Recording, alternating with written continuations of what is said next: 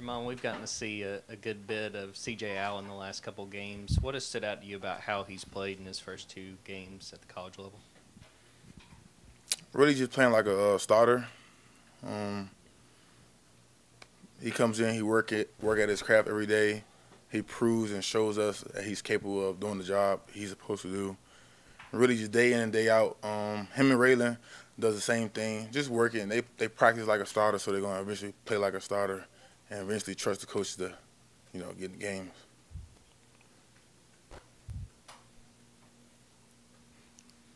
I guess what's the key to practicing like a starter? What's the key to practicing like a starter? I feel like it's your mindset. Don't ever feel like you're not going to get in. Always feel like you have the abilities and the attributes to contribute to the team. Such as them boys right there, they come in and work. They never knew they were going to have a chance to play between all the players over them. It's just really the mindset to separate people to practice like a starter. Smael saw an increased snap load on Saturday. What does getting him back to full strength mean for both this linebacker room and this defense as a whole? It means a lot. It creates depth in our linebacker room. Start with me and him, then goes down to Sorey, Jalen Walker, CJ, Raylan, all them guys. Basically, just create depth for us. A lot of comfortable people in that room, a lot of leadership in that room. Me and Smael, the older guys show the younger guy how to do it, and that's the way how we lead the room. Kind of on the practicing like starters thing, how have you seen Sorey do that over the past couple of years as he's fought for playing time, and how is that helping him now that he's playing a much bigger role for y'all this year? It don't only helps him, it helps the team. Sorey has a lot of abilities and a lot of God-given talent that everyone don't have. Sorey 6'3", 220, play outside, play inside. Just like Jalen Walker, he's a very versatile player. That's pretty much to it. Like, he gonna help the team a lot this year with him growing and taking that first step from his first year to his third year. It's been a big jump, and I'm excited to see what Sorey do this season by how he just keep locking in and paying attention to details, and it can really help our room in the future.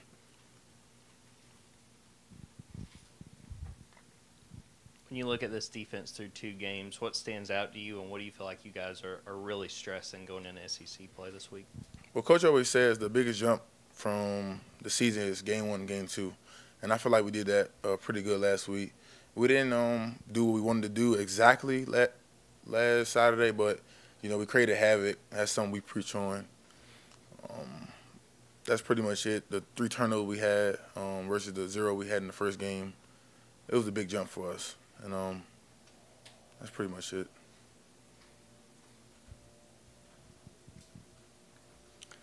You got a bunch of not necessarily new bodies in front of you, but we talk about all the losses that defensive line's seen. I guess what's the picture looking like from you from that defensive line through these first 2 games? Are they keeping you clean? Do you feel like you're able to run the alley like you have been over the last couple of years? Couple of years. I don't even play in a year. So, for sure, our D tackles is they Coach Scott preaches to them, the 2 on me, one on the linebacker thing, type of thing. So I guess they still keeping that alive.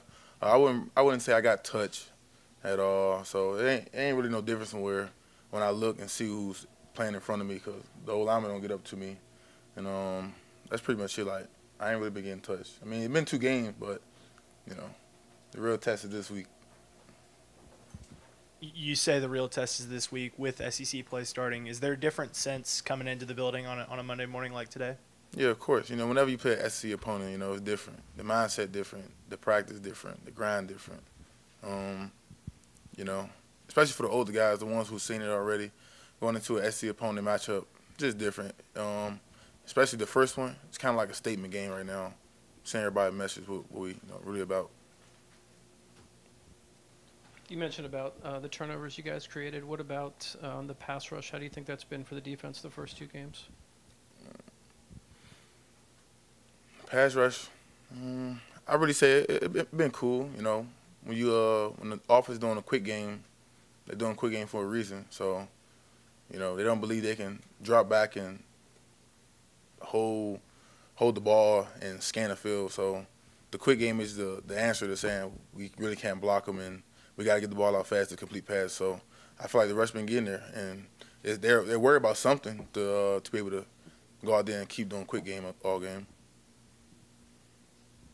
Jamon, I'm looking at Kirby's post-game quotes, and he was asked on what could be improved after giving up 3 points and 3 turnovers, and he said that if they run for 4 or 5 yards with their size offensive linemen and Georgia's size defensive linemen, they've won. He said they had several of those, and that Georgia's not playing the run defensively to the standard. You're obviously not in there every snap. A lot of young guys played, but where can those adjustments be made, and is that kind of the feeling when you talk about sense of urgency and maybe the start of SEC bringing that standard back? It really don't start like with the SEC stuff. It starts in practice. So really got to lock in and, to what coach is saying, that's not the standard. Our rush per carry is really low. I think it's 3.3 yards or something like that. No, it's 3.3. I guess they got over that. So really just locking in. We just got to defend it and bring the standard back to what it been.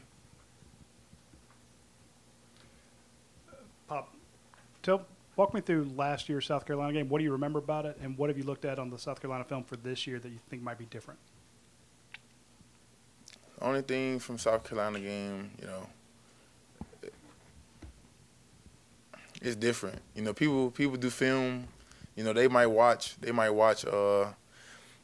some film that we had. We only had 2 games, so they might watch the films and watch the plays that we might given up on.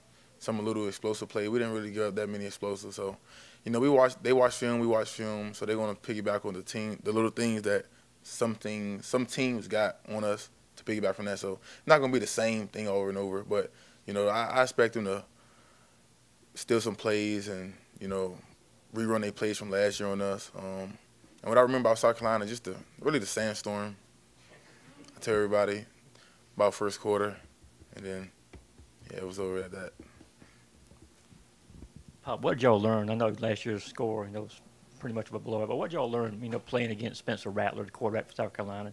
What's going to be the key to being successful against him this time around? Really just make him uncomfortable in the pocket, getting him off his landmark.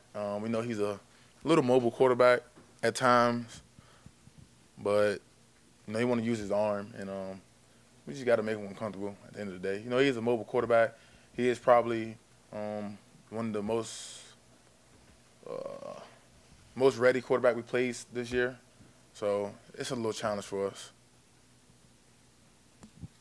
Yeah, Kirby talks about getting guys on the field who play winning football. At inside linebacker for you, what does winning football look like, and how do you and Smael try to teach that to the guys like Sorey, Jalen Walker, CJ, all the younger guys behind y'all? Can you say it again? You said, what does winning football look like? What does winning football look like, and how do y'all try to teach it to the younger guys?